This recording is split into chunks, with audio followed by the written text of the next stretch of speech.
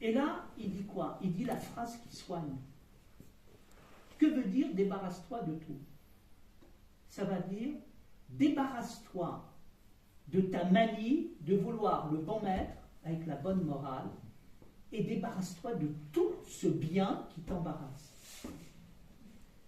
Arrête d'être quelqu'un de bien qui veut cocher toutes les cases. C'est ça que veut dire. Et ça, transforme-les en pauvreté. Et là, tu vas aller dans la richesse céleste. Qu'est-ce qui te manque? Il te manque d'être dans la richesse céleste. Et la richesse céleste, ça consiste quoi? À vivre du ciel. Et on n'a pas besoin d'autre chose. Donc on n'a pas besoin de bien. Et le jeune homme riche continue à ne rien comprendre parce qu'il croit que le Christ lui demande d'être pauvre. En fait, le Christ lui demande d'être riche et d'être enfin riche.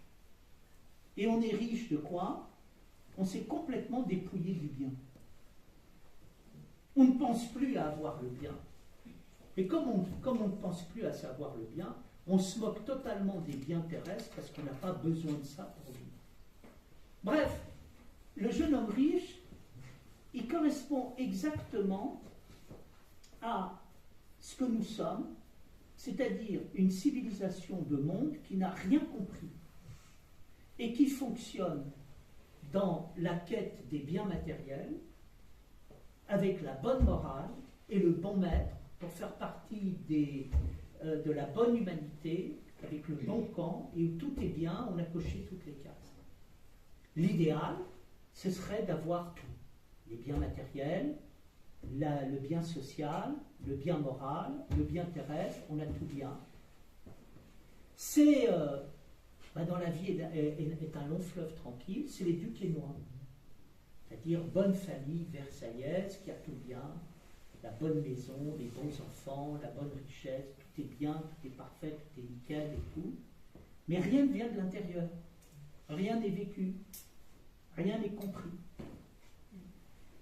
Ceux qui vivent vraiment ce dépouillement, pour moi, c'est la sagesse taoïste, qui est une merveilleuse commentaire de l'Évangile, qui dit, les premiers seront les derniers, et si tu veux te grandir, abaisse-toi.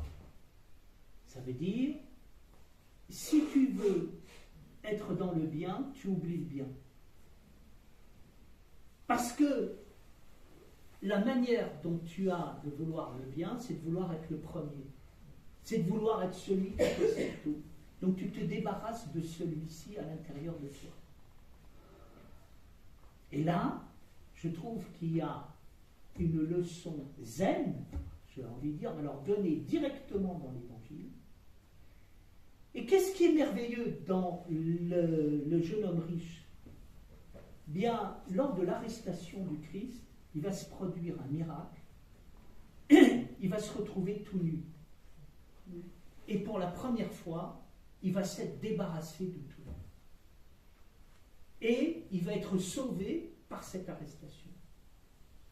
Et produire ce qui ne s'est jamais produit dans sa vie. Et c'est intéressant parce que là, dans l'arrestation du Christ, c'est le monde entier qui se débarrasse du bien. C'est-à-dire que on cesse d'avoir le bon Christ, le bon Sauveur, avec tout est bien. Bien, quelque part, à un moment, on s'aperçoit quoi? Le Christ arrête d'être le bon Christ victorieux, il devient quelqu'un qu'on arrête et il accepte de se débarrasser de tout. Comme le jeune homme riche est débarrassé de tout, comme à un moment, on fait le vide et on se débarrasse de tout. Et donc, je trouve ça formidable. Hein? Vends tout, débarrasse-toi de tout. Allez. Pour aller dans la vie, pour aller dans l'être, pour aller dans la justesse, et pour aller dans la droiture, dans la rigueur. Et je trouve que c'est formidable pour nous, hein, c'est de dire, fondamentalement, on n'a besoin de rien, et il faut être libre à l'égard de tout. Et donc c'est dans la tête que ça se passe. Ça ne veut pas dire qu'on va matériellement tous devenir pauvres, se débarrasser de tout. C'est pas ça que ça veut dire. Ça veut dire mentalement où tu es. Est-ce que tu es dans la vie ou est-ce que tu es dans le conformisme social, moral et intellectuel? Tant que tu seras dans le conformisme, tu ne pourras pas avancer.